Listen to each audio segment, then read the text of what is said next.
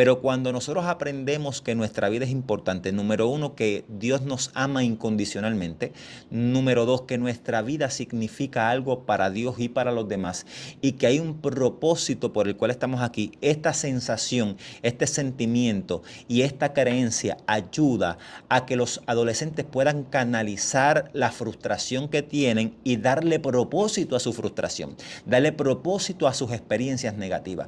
Hola, ¿cómo están? Dios les bendiga. Les habla una vez más el pastor Eliabner Rivera Asia. Un gozo estar una vez más frente a estos micrófonos en este nuevo episodio de Al Día con Ungidos. En el día de hoy vamos a estar tocando un tema bien interesante. Vamos a estar haciendo un análisis de una serie, ¿verdad? Un podcast un poco no convencional, pero nos parece que esta serie que vamos a analizar en el día de hoy trabaja temas muy relevantes para la paternidad, para la iglesia, ¿verdad? Y para los adolescentes. Ofreceremos una perspectiva pastoral a una serie que ha causado una revolución grandísima en las redes sociales y estamos refiriéndonos a la serie de Netflix Adolescencia. Estamos hablando de una serie que retrata de forma cruda y directa los conflictos emocionales, escuche bien, familiares, sociales que viven los jóvenes en una etapa clave del desarrollo. Estamos hablando de la adolescencia, una etapa de transición, una etapa de cambio, una etapa de formación específicamente de elementos relacionados a la identidad. Estamos hablando de un joven, ¿verdad?, que tiene unos conflictos bien marcados con su vida personal. Un joven retraído, inteligente, pero muy retraído, con unos complejos y unas inseguridades bien marcadas, con unas deficiencias emocionales y de interacciones interpersonales específicamente con el sexo opuesto, que al verse imposibilitado de ese apoyo, de esa referencia, de esa retroalimentación de sus pares, específicamente del lado femenino, empieza a refugiarse en la internet y empieza a conectarse con grupos que promueven unas ideas que son totalmente destructivas y nefastas para un adolescente que no tiene la capacidad y el criterio para poder discriminar información sobre qué cosas son buenas, qué información es correcta o acertada y qué cosa no es buena, correcta ni acertada. Así que todo esto se da en un entorno donde hay varios factores que maximizan el potencial del desenlace de lo que ocurre con la tragedia que se presenta en la miniserie. Número uno, tenemos una familia que, aunque es una familia que aparentemente le ofrece apoyo al adolescente, una familia que unos padres que, aunque aparentan estar presentes en la vida, aunque aparentan ser padres comprensivos y lo son en cierta medida, son padres, ¿verdad?, que tienen comunicación con los hijos, pero no son padres que están tan presentes o involucrados en la vida de sus hijos. De hecho, al final de la miniserie hay una conversación interesante entre ambos padres diciendo o reconociendo que aunque había amor en el hogar, que aunque los padres estaban allí, cometieron el error de no involucrarse más directamente con las situaciones emocionales de sus hijos. Cometieron el error de, aunque estaban físicamente presentes, no estaban emocionalmente presentes o involucrados en los hechos. Desconocían lo que estos adolescentes vivían o veían cuando estaban dentro de la puerta de la habitación. Desconocían los hechos que estaban ocurriendo y las crisis que estaban viviendo en la escuela y en su entorno más cercano. Y esto es una escena bien típica y bien común de lo que vemos en nuestra vida diaria. Una generación que cada vez se desconecta más del entorno y una generación que se retroalimenta más de sus pares y una generación que se informa a través de conectarse a las vías digitales, a las redes sociales, a la información que aparece en la internet.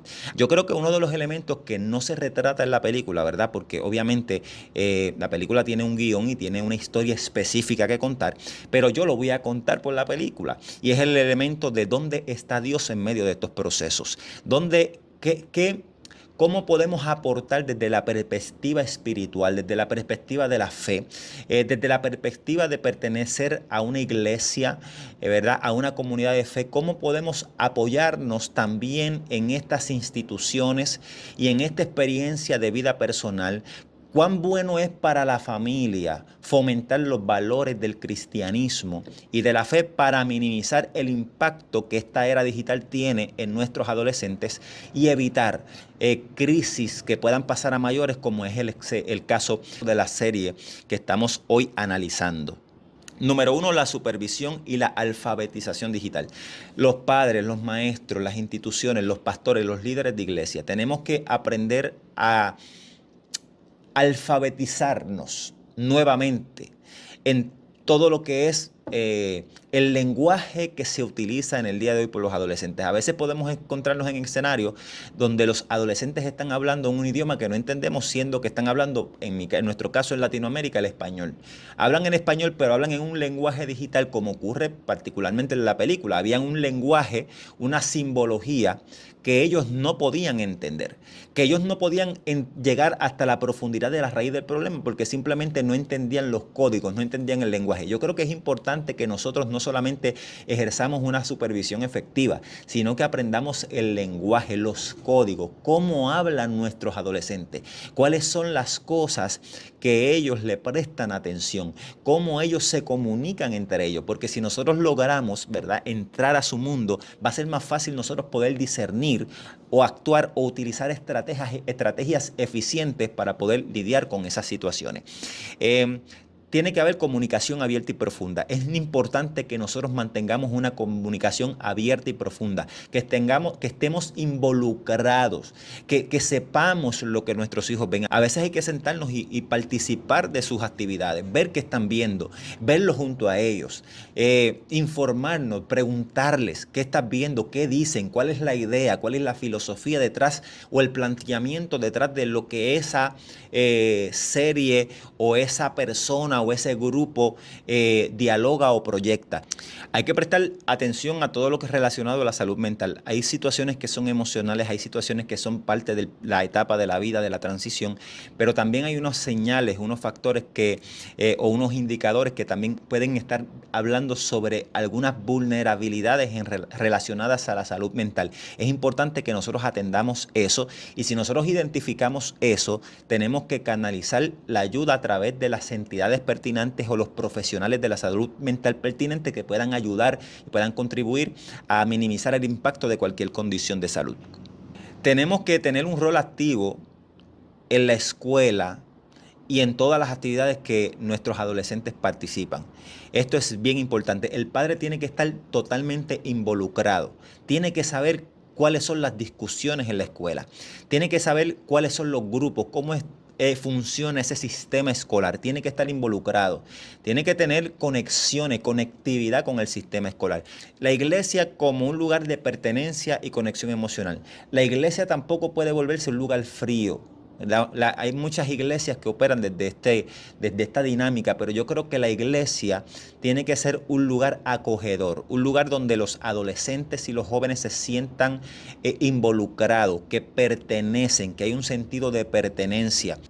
La iglesia como formadores de identidad, basada en el amor incondicional de Dios y en el propósito de Dios en nuestra vida. Una de las cosas que se ve claramente en la película es una crisis existencial.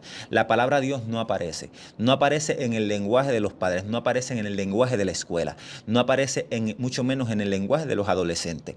Y yo creo que cuando hay una crisis de identidad, sumada a una crisis existencial, el sentimiento profundo de falta de propósito, puede llevar a la gente a no sentir valor por sí mismo, ¿verdad?